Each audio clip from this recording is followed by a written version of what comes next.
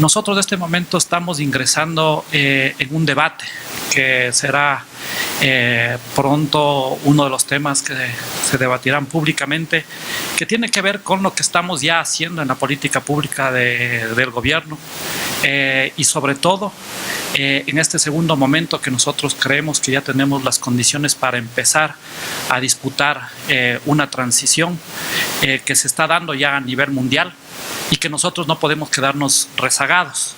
Entonces debemos reflexionar sobre el largo plazo y sobre los temas estructurales que se están dando a nivel geopolítico mundial, que se están dando a nivel del globo, y justamente ver cuál va a ser la posición del Ecuador frente a esta transición que se está.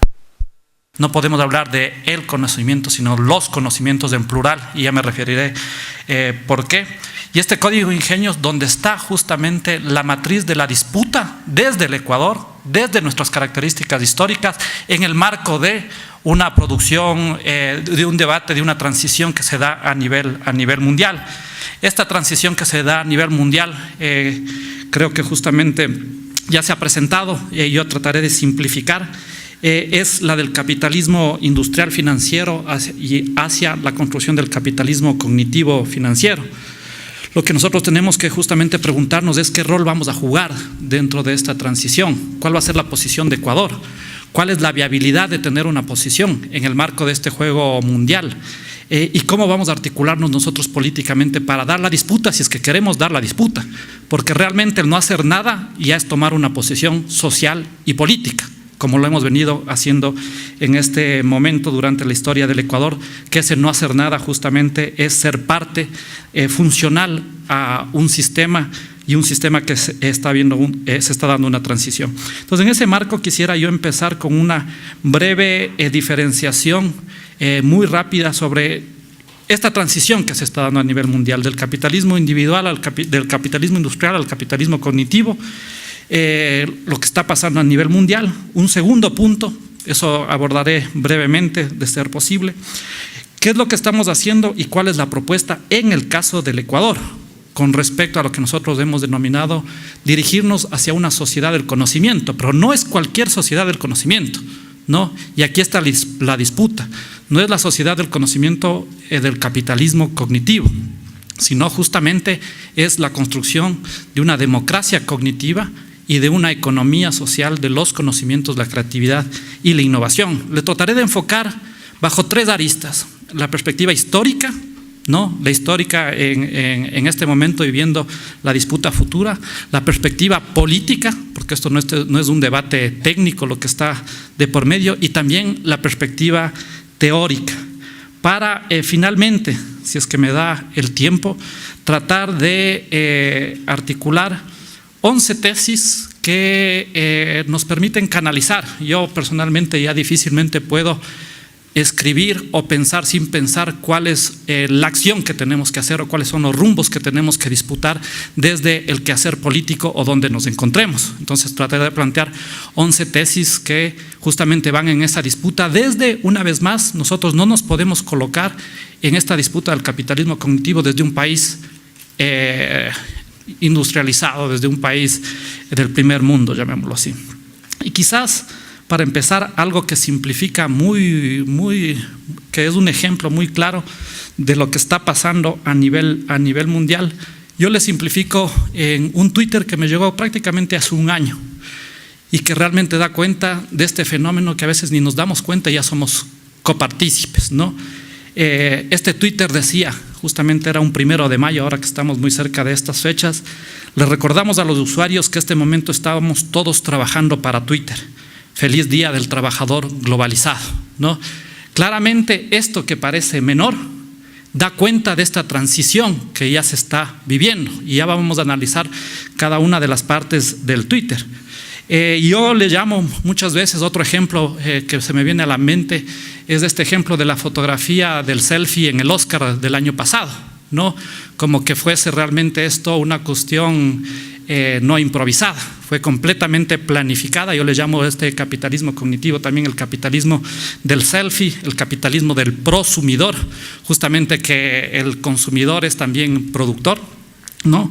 En los cuales se dan ya cosas muy importantes y donde va a haber un rol fundamental de un nuevo modo de producción, presiento, que tiene que ver con este modo de la producción en términos de los bienes ligados al tema del impacto que va a tener la impresión 3D en la producción de bienes manufacturados, y también el tema de sistemas de educación que ya se están dando. Justamente hace un rato o la semana pasada enviaba un Twitter de 120 cursos en MOOC, abiertos completamente, ¿no?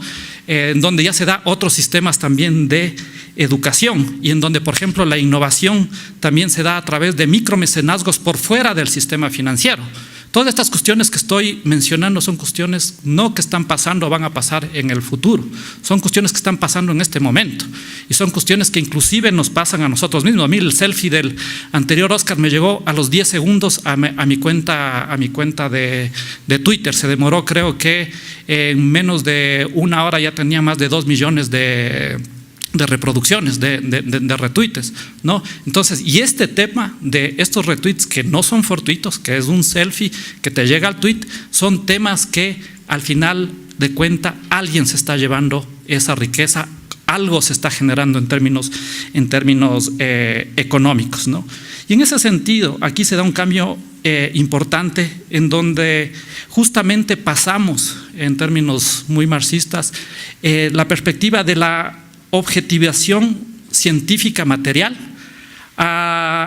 el puesto al cambio en donde justamente se pone a trabajar las capacidades intelectuales y lingüísticas generales de la sociedad en el proceso productivo, y donde lo más importante es la cooperación entre cerebros que devienen como principal recurso económico y auténtico capital fijo.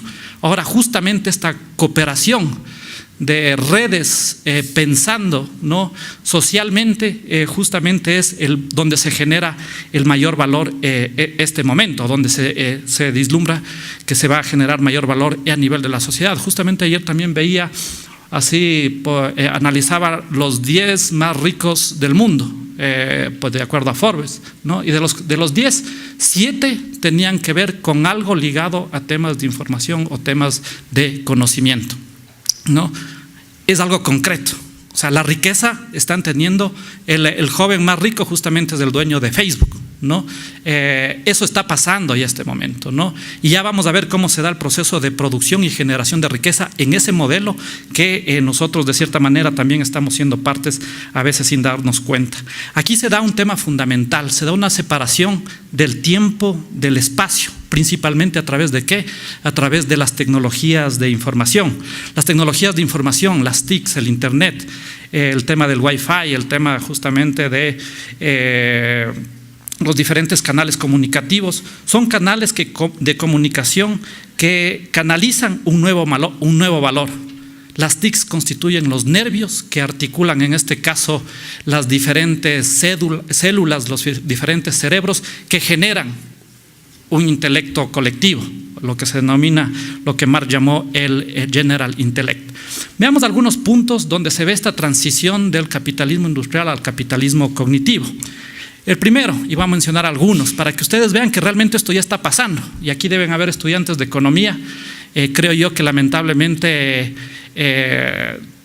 todo lo que dan en las facultades de economía están completamente erradas de lo que está pasando este momento en el mundo, ¿no? Tendríamos que realmente refundar el tema económico, porque lo que está en la base es realmente una crisis del sistema económico, una crisis en términos de cómo se está dando esta transición del capitalismo industrial al capitalismo cognitivo. Estamos en una transición. El primero tiene que ver con la ley del valor, ¿no? La ley del valor justamente en el capitalismo industrial, en donde el tiempo excedente del trabajador es realmente lo que genera valor, es lo que se denominaba el plusvalor. En cambio que en el capitalismo cognitivo, el trabajo en tanto saber social general es el que genera valor, ¿no? Es justamente esta interconexión que se da dentro de la sociedad. Otro tema fundamental, la relación ganancia versus renta. En el capitalismo industrial genuino, llamémoslo así, si es que se puede ver que existe algo así, es no rentista. ¿Por qué es no rentista? Porque su riqueza y motor justamente está en generar acumulación, en generar ganancias. La renta en sí mismo no es productiva. En cambio que en el capitalismo cognitivo es un capitalismo sobre todo parasitario, que vive de las rentas. El parasitismo del sistema financiero, rentista. También tenemos todo el tema inmobiliario, todo el tema de la intermediación. Cada vez más creo que uno de los puntos fundamentales de una propuesta alternativa es intentar eliminar esa intermediación de los capitalistas que se llevan el valor del consumidor y se llevan, en este caso, el dinero del consumidor. Estoy pensando no únicamente en los intermediarios en los mercados, por ejemplo, sino estoy pensando, por ejemplo, en los temas culturales como las editoriales, como los productores de cine, etcétera, etcétera. Los que realmente están capitalizando esa rentabilidad. Pero sobre todo, la renta más especulativa y la renta de este capitalismo cognitivo se produce a través de la institucionalidad de los derechos de propiedad intelectual. Por eso ya vamos a ver un tema fundamental de lo que estamos planteando aquí en el Ecuador, es cómo disputamos el sentido de la institucionalidad y de la norma que regula la propiedad intelectual en un país como Ecuador en este momento histórico, ¿no? Es fundamental tratar ese tema. Antes la propiedad intelectual, nadie le interesaba la propiedad intelectual. Éramos funcionales completamente a un sistema y de repente de la noche a la mañana resulta que la propiedad intelectual pasa a ser un tema, una temática importante y obviamente al ser importante empieza a causar ciertos miedos en ciertos grupos económicos, más que por el impacto que podamos tener nosotros como país, sobre todo por el ejemplo que se puede dar a través de una construcción de un tipo de normativa como en este caso el Código Ingenios. El otro tema tiene que ver con la relación, la división del trabajo, ¿no? En el capitalismo industrial la división del trabajo se da principalmente entre capitalista y trabajador. En este momento, en este capitalismo cognitivo, la principal relación de esa división del trabajo, llamémoslo así, en términos más abstractos, se da entre saber o tener esa información versus el poder. El que tiene información tiene poder y justamente el que está dentro de una jerarquía, por ejemplo, dentro de una empresa o dentro de una red de generación de conocimiento, que más conocimiento tiene, en este caso tiene mayores, por ejemplo, remuneraciones. Se está dando justamente una nueva división del trabajo. El otro tema, por ejemplo, un cuarto tema es el tema del motor de la economía. El motor de la economía en el capitalismo industrial es las ganancias, la acumulación de las ganancias. Acá lo que se da en el capitalismo cognitivo es quién y cómo se apropia, y generalmente, dado que es capitalismo, la apropiación privada de las instituciones de interés común, principalmente la educación, la salud, la seguridad social, la ciencia, la tecnología y la innovación. Me detendré sobre este momento porque a veces uno cree que lo que se está haciendo en el Ecuador con respecto a la generación de bienes públicos y comunes de estos derechos sociales no tienen nada que ver con la construcción de la economía social del conocimiento o de la democracia cognitiva. Todo lo contrario. Y ya voy a intentar ahí analizar qué es lo que está pasando y qué es lo que tenemos que disputar justamente. El otro tema tiene que ver con el tema de la coordinación. ¿Qué te dicen los libros de texto usuales dentro de economía? Que en el capitalismo industrial o en la economía el mercado es el único agente de coordinación y el intercambio es natural al ser humano. En el caso del capitalismo cognitivo se da una coordinación social a través de los TICs y no necesariamente está en el mercado y generalmente puede ser también voluntario, generalmente es voluntario, ¿no? La disputa es cómo ese voluntariado, quién asume ese beneficio, ese valor que se genera a través de esta coordinación que está ahí latente, quién se lleva ese beneficio.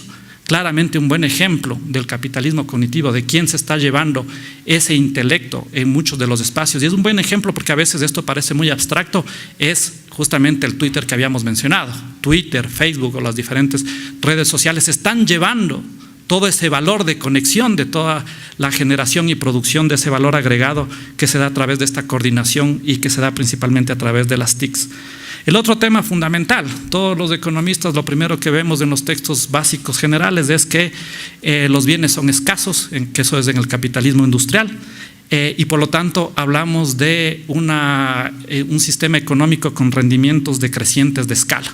Acá lo que nosotros tenemos justamente en el capitalismo cognitivo es un sistema donde se producen bienes ilimitados y donde teníamos rendimientos crecientes de escala. Todo lo contrario, ¿no? Cuando hablamos nosotros de producción de bienes cognitivos, las ideas del pensamiento, la innovación, no tienen límites. Entonces no existe rendimientos decrecientes de escala. Tenemos que luego construirlos como escasos si es que queremos realmente tener una apropiación de ese conocimiento en términos privados, ¿no? Ese es el capitalismo cognitivo. Y me estoy refiriendo al capitalismo cognitivo porque después quiero plantear cuál es la disputa y hacia dónde apuntamos nosotros como gobierno, como país, en el marco de esta transición del capitalismo industrial al capitalismo cognitivo. Entonces tenemos el tema de la coordinación, tenemos el tema de los recursos, tenemos justamente el tema que se puede generar riqueza no material,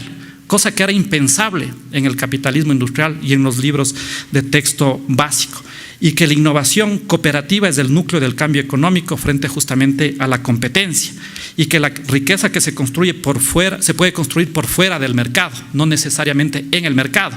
¿Qué te dicen los libros de texto clásicos de economía? Que la riqueza está en el mercado, que el intercambio se da en el mercado y que se da a través de procesos completamente competitivos. Todo eso queda anulado en la nueva construcción de un sistema económico completamente diferente. Se puede dar una producción sin depredación, ¿no? Dependiendo de cómo se genera ese conocimiento. El conocimiento en sí mismo puede ser amigable ambientalmente, dependiendo cómo se produce una vez más y cómo decanta esto.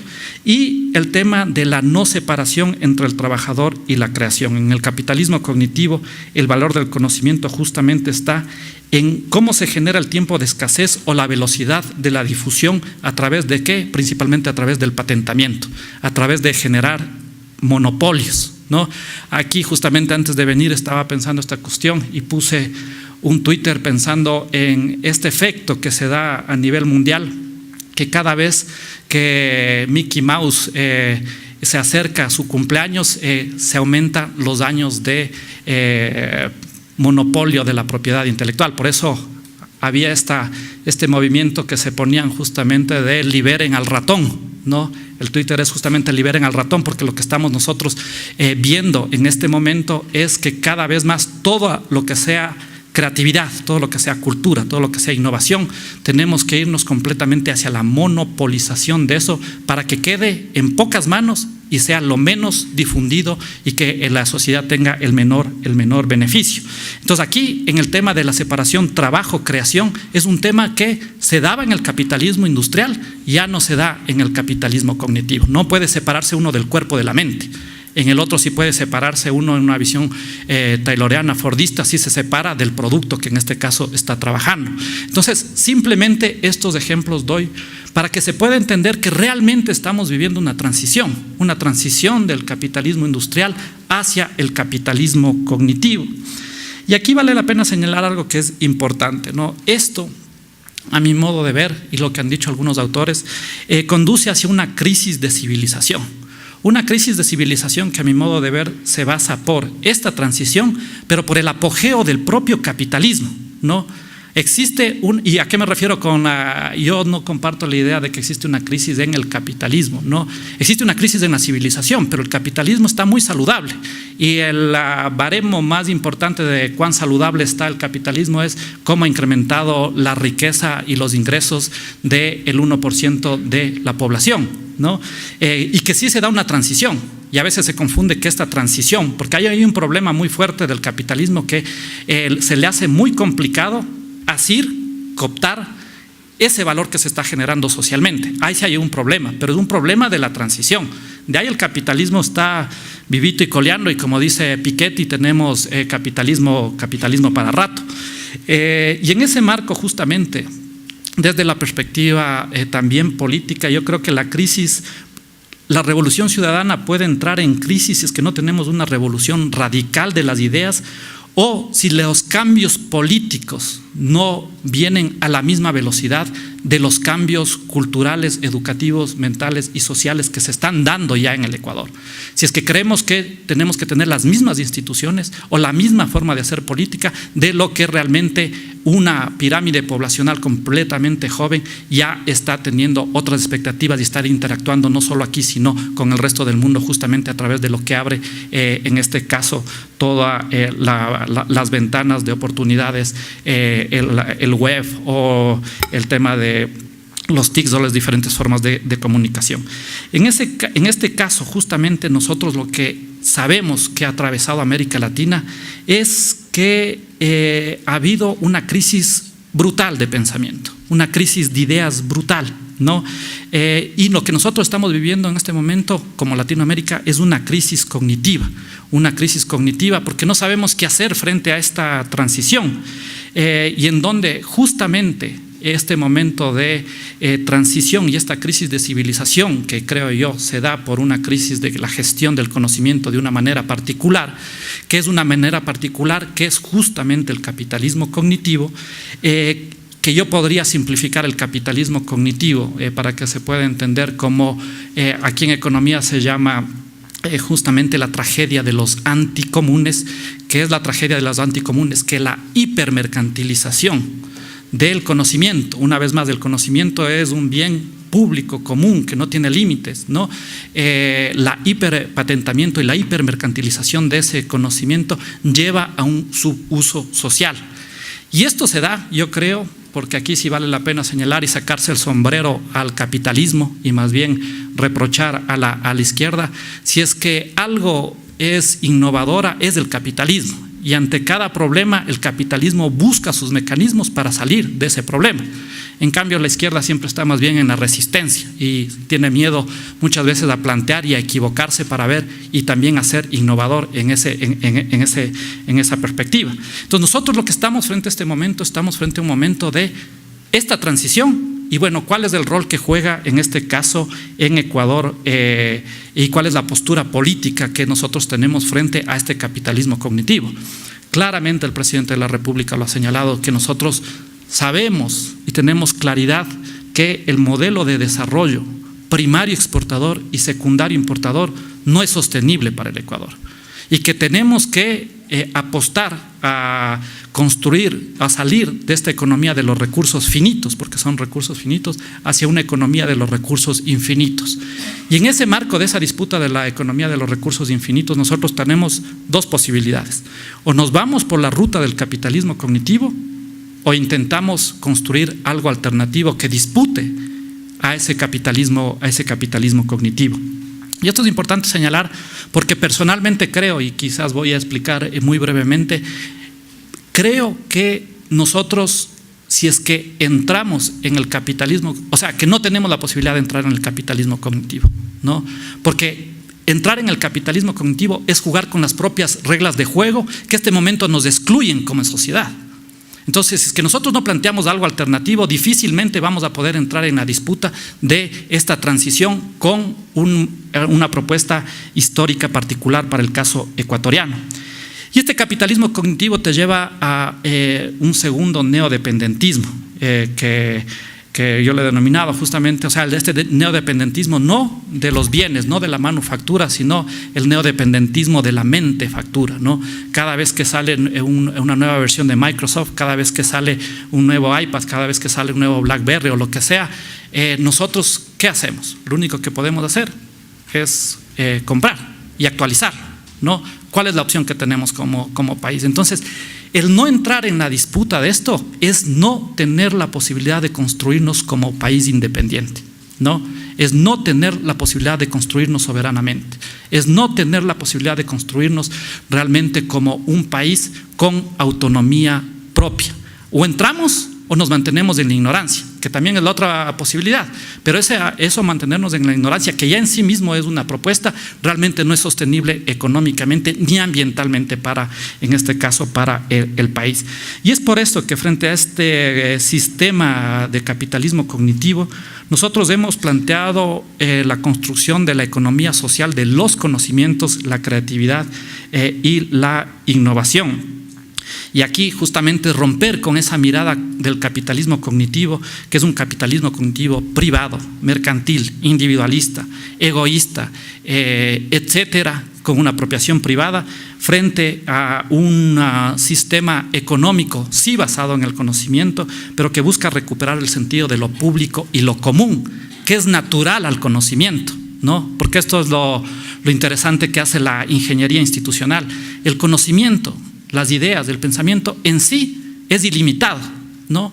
Pero dado que existe un tema de dificultades en la generación de mayor acumulación, de mayor ganancia a nivel mundial, existen dos mecanismos en este momento, a mi modo de ver, que ha encontrado el capitalismo para generar mayor acumulación. O en este caso, como señalaba yo, mayores rentas que permitan mayor desigualdad, que permitan a su vez ver si es que esas rentas pueden ser después reinvertidas para generar mayor acumulación en su defecto. Y acordémonos que aquí sí es importante recordar a Piketty, ¿no? Cuando señala Piketty que la teoría marxista de la tasa decreciente de ganancia no es verdad, no se ha dado en casi 200 años, señala Piketty con evidencias empíricas muy importantes, lo cual destroza también a aquellos marxistas que creían esto en términos empíricos. Hay mucha disputa en términos teóricos y en términos empíricos al respecto, pero al menos esa es una evidencia de una manera importante.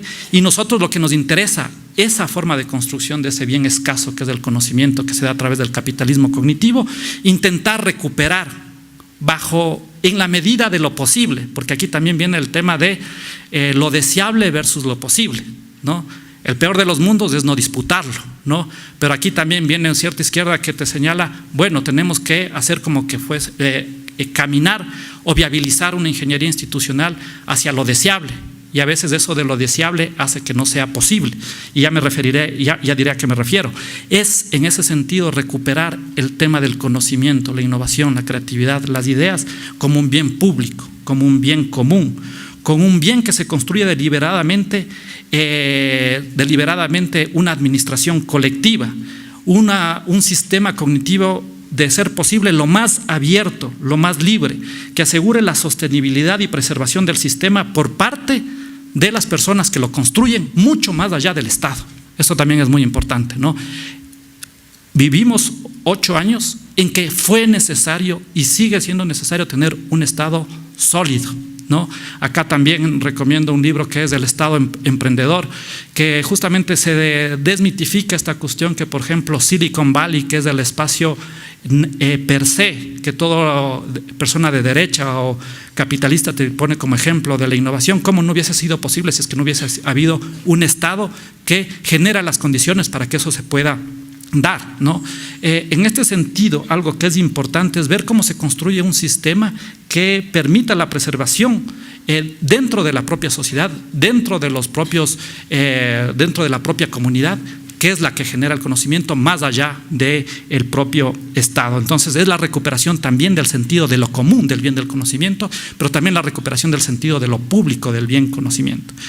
Y aquí un libro que terminé el anterior año, que es un poco donde también reflexiono estas temáticas, que se llama La virtud de los comunes.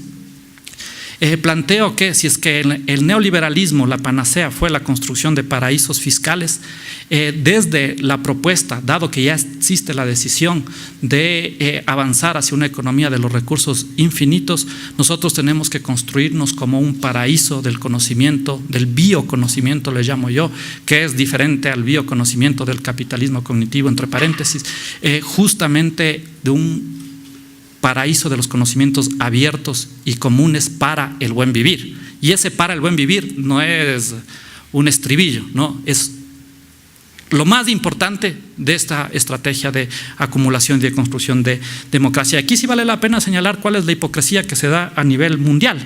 La hipocresía justamente en la cual el sistema capitalista auspicia, sí, supuestamente la libre circulación de los bienes, de los servicios, el libre flujo de los bienes y servicios a través, por ejemplo, de los tratados de libre comercio, ¿no? Pero se pone restricciones, por ejemplo, a la circulación del conocimiento, ¿no? ¿Por qué sí a los bienes y por qué no al conocimiento? Simplemente vean dónde están las relaciones de poder y vean quién gana con poner restricciones a esa libre circulación de ese conocimiento a través de los derechos de propiedad intelectual. Y no solo eso, si es que vamos a términos humanos, también se da esta hipocresía, ¿no? Sí, la migración del educado, ¿no? Del científico. De hecho, buscan los del norte robarse cerebros, ¿no? Pero cuando es una persona que no tiene nivel de educación, es un paria, ¿no? Que regrese nomás a su país, ¿no? Eso se da a nivel mundial. Esa es la hipocresía que se da a nivel mundial. Y se genera toda una ingeniería institucional. ¿A través de qué? A través de TLCs, a través de los TBIs, a través justamente del ADPIC, que es el marco regulatorio de la OMC con respecto a la propiedad intelectual, a través del CIADI. No, esa ingeniería existe y esa ingeniería es la que ha construido el capitalismo y es la que está construyendo el capitalismo cognitivo. Y nosotros, de aquí que quede muy claro para el país, nosotros no podemos salirnos de eso. No tenemos el poder ni la capacidad para salirnos de eso, ¿no? Y es por eso que tenemos que plantear en esas condiciones. Por eso yo no le veo la viabilidad de una transformación mundial si es que no existe una integración de los países del sur que disputa en esa regulación en términos normativos y en términos institucionales a ese capitalismo cognitivo, que son los que generan esta institucionalidad. Una vez más, ¿por qué? Si es que las ideas son infinitas, ¿no? ¿Por qué si es que las ideas no son escasas? Se genera un aparataje institucional para hacerlas escasas, ¿no? Justamente porque ahí está el tema de la riqueza, y no sé si es que lo mencioné, pero me refería a dos tipos de formas de generar mayor acumulación en este momento. Uno es las ideas, que es infinito, y el otro es el tema del dinero electrónico en términos de capitalismo, ¿no? Dinero electrónico que, dicho sea de paso, principalmente se apropian de una manera privada, ¿no? Veamos el ejemplo de cómo se genera la institucionalidad del dinero electrónico a nivel mundial. Son los bancos privados principalmente los que tienen esa generación de esa producción de masa monetaria inorgánica ficticia que es el dinero electrónico, ¿no? Ustedes pueden ver la comparación con lo que nosotros estamos proponiendo. Entonces, en ese sentido, un tema fundamental de la propuesta del Ecuador es romper ya teóricamente con lo que se denomina la tragedia de los comunes y la tragedia de los anticomunes, y buscar la construcción de un espacio, ¿no?, en donde circule libre, cooperativamente conectada las ideas, la información en pro de los comunes, como se dice. Es decir, pasar de la tragedia de los comunes, de la tragedia de los anticomunes, a la virtud de los comunes, ¿no? Y cuando digo esta cuestión, justamente lo señalo porque este paso no es menor y es muy sutil y a veces muy complicado, ¿no? Y aquí lo que nosotros señalamos en ese marco es que es necesario dar esta disputa y pasar no de la economía, en esta transición de la disputa, no estar dentro de un sistema de economía de recursos infinitos que nos lleve a un capitalismo cognitivo, sino que construya una economía social de los conocimientos, la creatividad y la innovación.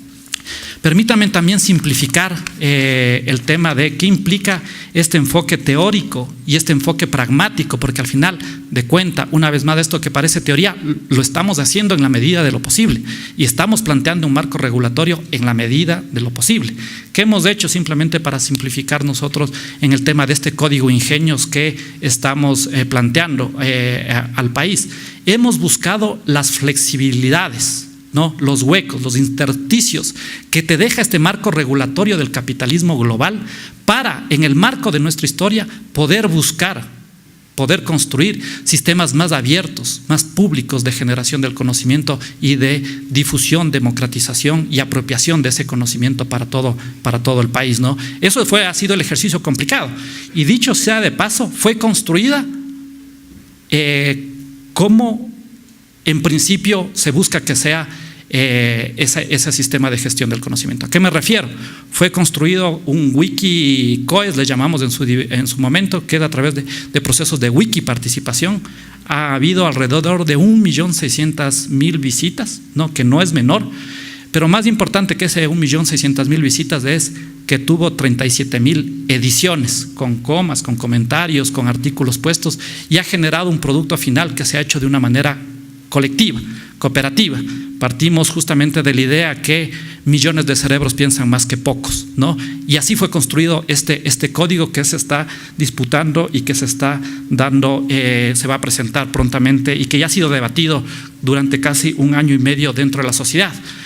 Nosotros creemos firmemente no necesariamente en la socialización, sino creemos en la construcción participativa de la sociedad. Y el tema fundamental en términos de la ley, en términos de propiedad intelectual, es que se le ve a la propiedad intelectual como una excepción al dominio público y común del conocimiento. Ese es fundamental, ese es el principio general. Y aquí claramente la diferencia entre el capitalismo cognitivo y la economía social de los conocimientos, porque además al poner el conocimiento, generalmente se tiene esta mirada completamente como llama Boaventura de Sousa Santos, en donde se da epistemicidios, ¿no? En donde el que tiene la ciencia oprime a los otros tipos de saberes. Por eso el plural no es menor. Vale la pena señalar que la diferencia entre el capitalismo cognitivo y la economía social de los conocimientos es que, primero, lo que ya he mencionado, el conocimiento en el capitalismo cognitivo se construye artificialmente como un bien escaso. En el caso de la economía social del conocimiento se busca que se construya como un bien infinito. El conocimiento en el capitalismo cognitivo tiene un enfoque completamente de un bien privado, el bien conocimiento. Nosotros lo que nos interesa es recuperar el sentido de lo público y de lo común del bien conocimiento. Un desprecio al conocimiento cotidiano, lo que señalaba hace algún momento, se da en el capitalismo cognitivo. Bueno, cada vez menos. Acá se da una revalorización de la pluralidad de conocimientos. Otro tema fundamental es el tema que en el capitalismo cognitivo se da una supremacía del valor de cambio, es decir, lo que te genera utilidad. En la economía social del conocimiento se da una supremacía justamente del valor de uso, cuál es el impacto que tiene ese conocimiento. Y en ese sentido, y voy a poner un ejemplo, en el capitalismo cognitivo lo que se busca es la maximización de utilidades del conocimiento por el agente privado. En la economía social del conocimiento, si es que cabe el término, se da una maximización de las externalidades positivas del conocimiento dentro de la sociedad. Pongamos un ejemplo muy concreto para que no sea tan abstracto lo que estoy señalando. Cuando nosotros generamos conocimientos de un fármaco, ¿no? Este fármaco en la economía del capitalismo cognitivo es para ser patentable, y que al ser patentable eso genere utilidades a la transnacional, principalmente farmacéutica, ¿no? En la economía de la economía social del conocimiento, lo que buscamos es que ese conocimiento lo que busque es garantizar derechos, el derecho a la salud, el derecho al medicamento, el mayor beneficio posible dentro de la sociedad. Claramente son diametralmente opuestas las perspectivas que nosotros en este momento estamos señalando. En el capitalismo cognitivo, bueno, existe un conocimiento producido colaborativamente, pero una colaboración competitiva, le podríamos llamar así. En este caso de la economía social del conocimiento, lo que se busca es un conocimiento producido de una manera colaborativa, de una manera cooperativa. La propiedad intelectual es exclusivamente privada en la economía del capitalismo cognitivo. En este caso, nosotros en la economía social del conocimiento recuperamos la propiedad intelectual de una manera plural, tal cual como señala la Constitución. Acordémonos que la Constitución señala que la economía ecuatoriana es una economía con mercado, no de mercado, y donde existen pluralidad de economías. Entonces, no solo podemos tener una economía con un tipo de propiedad, principalmente el tipo de propiedad privada, sino también tenemos que dar propiedades de manera diversa, y esto se hablará ya al detalle técnico, en términos de técnica jurídica, se hablarán los próximos días al respecto. Y un tema fundamental, la distribución de beneficio de la propiedad intelectual en el capitalismo cognitivo queda en el agente privado. En este caso, lo que busca la economía social del conocimiento es que se dé una distribución social de los beneficios de la propiedad intelectual.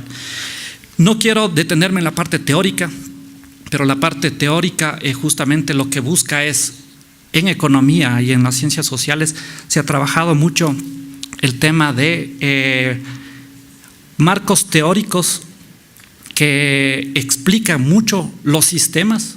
Yo siempre digo la teoría es la mejor praxis, y que al final de cuentas estos marcos teóricos sirven también para la intervención a través principalmente de la teoría del free rider, ¿no? La teoría de el polizón, ¿no? La teoría en la cual los bienes comunes generalmente no se pueden trabajar colectivamente, porque siempre va a haber una persona que no haga nada y se lleve el beneficio de ese bien común. Creo yo que es necesario entrar a debatir y a disputar esa construcción teórica de esta tragedia de los comunes y también de la tragedia de los anticomunes, y transformar la tragedia en virtud, ¿no? Ese es un debate que tenemos que tener teóricamente dentro de la academia, y yo planteo en el libro de la virtud de los comunes algunos postulados donde justamente estos principios básicos de Scott Gordon, de la propiedad común de la pesca, o de la tragedia de los comunes de Garrett Hardy, o la misma lógica de acción colectiva de Mark Golson, es necesario disputarla teóricamente.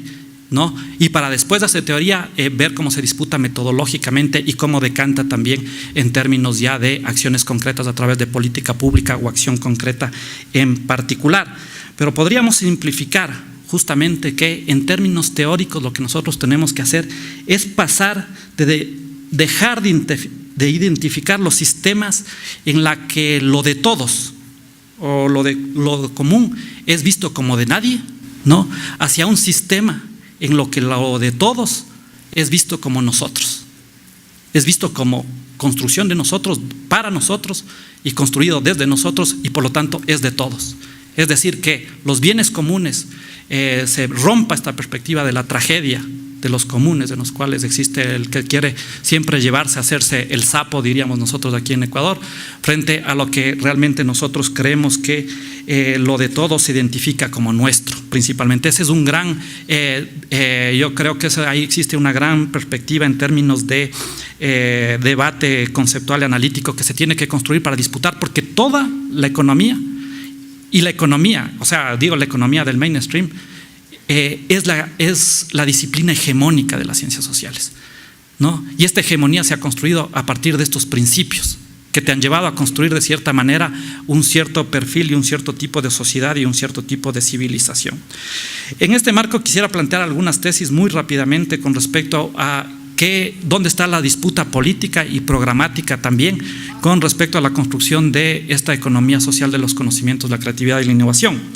El primer punto tiene que ver con la búsqueda de la construcción de un Estado escindido de los poderes económicos. Y aquí es fundamental señalar, el Estado capitalista no es el Estado que tiene muchas instituciones de mercado, sino es un Estado en los cuales no se logra romper la relación Estado-poder de clase económica, ¿no? Y aquí uno entiende muchas de las veces por qué, a pesar de que les ha ido tan bien en el Ecuador, a ciertos capitalistas detestan a la revolución ciudadana, ¿no? Porque realmente en este momento no toman las decisiones estos grupos corporativos capitalistas, sino toma en este caso el gobierno de la revolución ciudadana. El segundo punto tiene que ver con que la educación, la salud, la nutrición son derechos, son bienes públicos y son bienes comunes y tienen que ser construidos así, ¿no? Y aquí es fundamental también ver lo que está pasando, porque a veces nos olvidamos o no vemos en perspectiva histórica. Y voy a poner el ejemplo de la educación superior.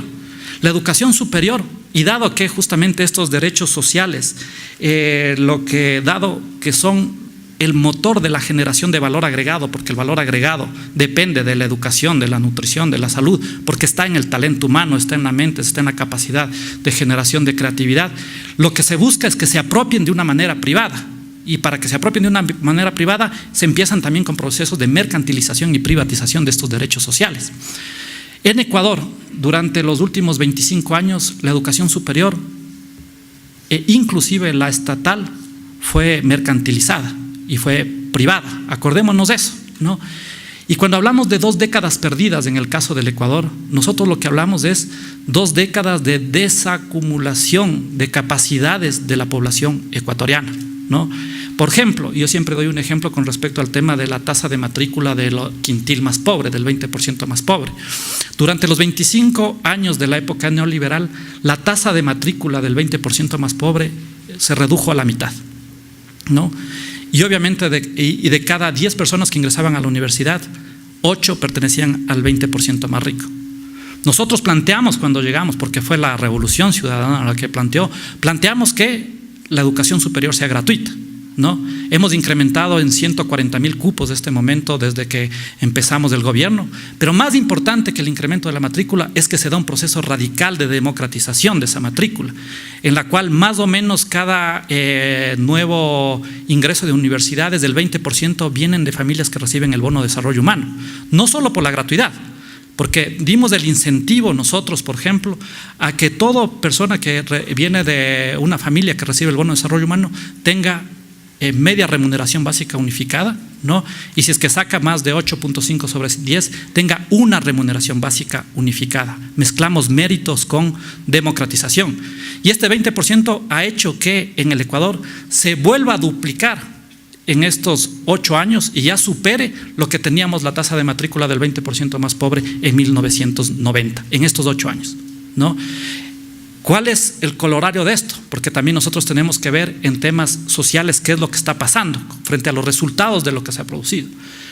Existe un debate que ustedes quizás han oído con respecto a que la pobreza se ha reducido, pero también señala la oposición que se ha reducido también antes de este gobierno.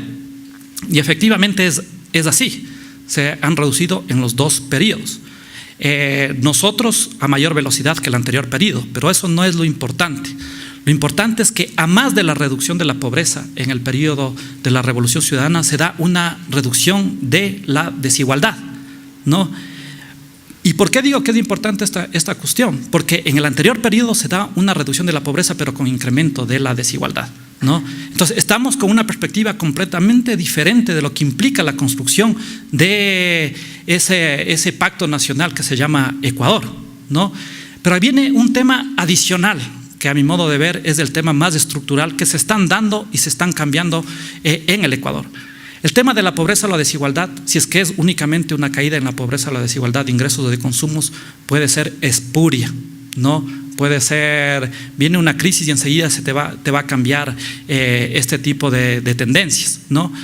Algo que realmente da cuenta de que este cambio es mucho más estructural es cuando uno ve que a más de la reducción de la pobreza y la desigualdad de ingresos de consumo ha habido un proceso radical de democratización de los derechos sociales. Me refiero principalmente al incremento de la matrícula del quintil más pobre en primaria, en secundaria, en universidad, al incremento del acceso a la seguridad social, al incremento en el acceso de los más pobres al tema de los derechos de salud. Estos temas que parecen menores están configurando ya otro tipo de sociedad, que pueden venir crisis, pueden impactar, pero ya estamos nosotros, al haber un proceso de democratización de los derechos sociales, estamos realmente con mayores defensas para poder muy rápidamente salir de estos problemas cuando existen estas crisis que son crisis esporádicas. Y aquí viene un punto fundamental, esto que no parece que no tiene nada que ver con la economía social del conocimiento, es el núcleo, porque al final de cuentas el núcleo de la construcción de la economía social del conocimiento está en el talento humano. Y el motor del talento humano justamente está en la garantía de estos derechos sociales. Por eso es fundamental no disasociar el tema de los derechos sociales con el sistema del cambio en la educación superior, con el sistema en el cambio en la matriz productiva y con un sistema que tenemos que entrar muy fuerte y muy radicalmente al sistema de construcción de ciencia, tecnología e innovación y también al sistema de cultura, de una cultura creativa, en los que tienen que apostar toda la ciudadanía y tiene que ser un pacto nacional en donde el sector privado, la academia, la sociedad y el Estado empuje en esta dirección. Eso es muy importante señalar. Quizás me tomo 5 minutos más para señalar algunas tesis adicionales, no voy a alcanzar a señalar todas.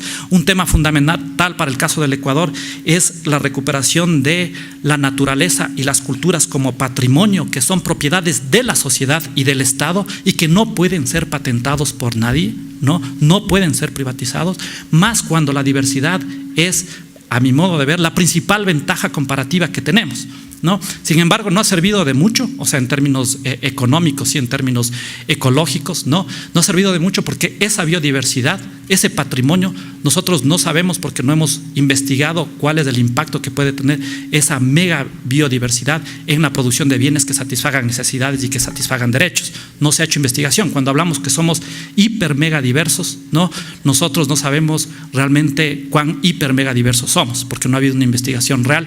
De hecho, nosotros tenemos en este momento un proyecto que se llama el proyecto Arca de Noé, que busca analizar toda la caracterización genómica, vamos a empezar por los parques nacionales, y que esa caracterización genómica sirva para la producción de bioconocimiento, bioproductos, llamémoslo así, bioprospección, que permitan satisfacer necesidades de la población. Acordémonos que alrededor de un 70-80% de los fármacos que se construyen a nivel mundial, que se elaboran a nivel mundial, vienen de productos, de químicos que están principalmente los recursos en la flora y fauna de la biodiversidad de los países del sur, y que no seamos los tontos útiles como pasa este momento, que se da biopiratería o que se da piratería genética en los cuales la ciencia del norte nos ve, y yo suelo utilizar esto porque esto pasa como ratas de laboratorio en los cuales los guaraníes y los guaos, las diferentes culturas son vistos como bichos raros para investigación científica, investigan en el norte, luego de esa investigación en el norte, vienen y nos venden acá al sur. No seamos tampoco los tontos útiles,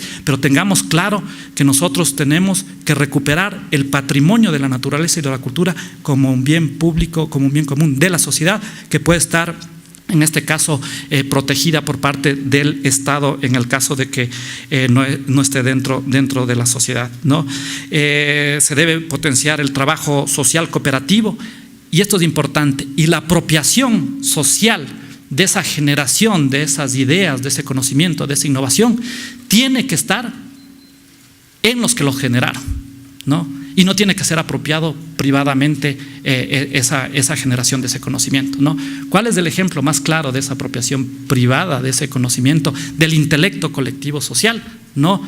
Es, en este caso, por ejemplo, Twitter, por ejemplo, Facebook.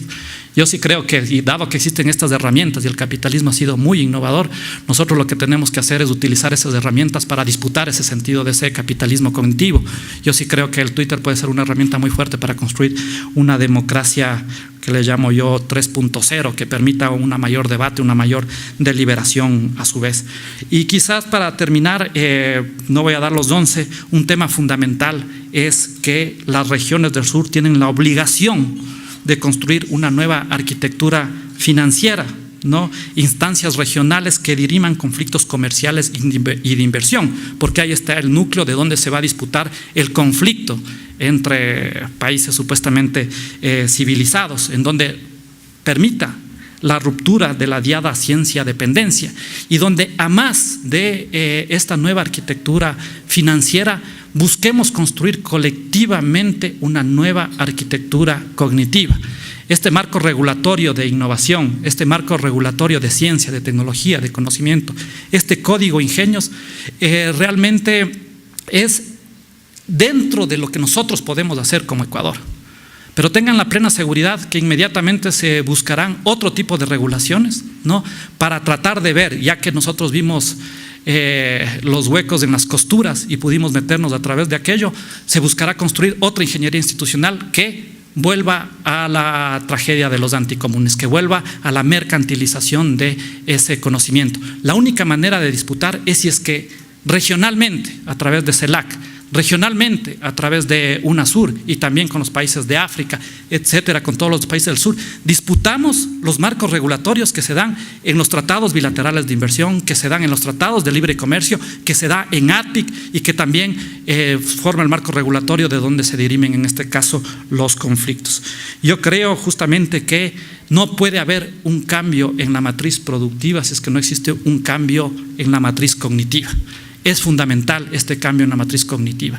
Y este cambio en la matriz cognitiva, si bien tiene que ser trabajado en los sistemas formales de educación, donde realmente se tiene que construir este cambio en la matriz cognitiva, es en la democracia cognitiva, en los procesos de participación y colaboración, y que los procesos de generación de riqueza, que es la parte de la acumulación de la economía, en estos mismos procesos de generación de riqueza, en estos mismos procesos de generación de acumulación, se dé un proceso de construcción de una democracia muy radical. Yo sé que a veces suena esto a utopía, pero yo prefiero disputar esta utopía, porque realmente el peor de los escenarios es quedarnos como estamos, en este caso completamente dependientes, completamente ignorantes y completamente poco soberanos. Muchas gracias a todos y todas.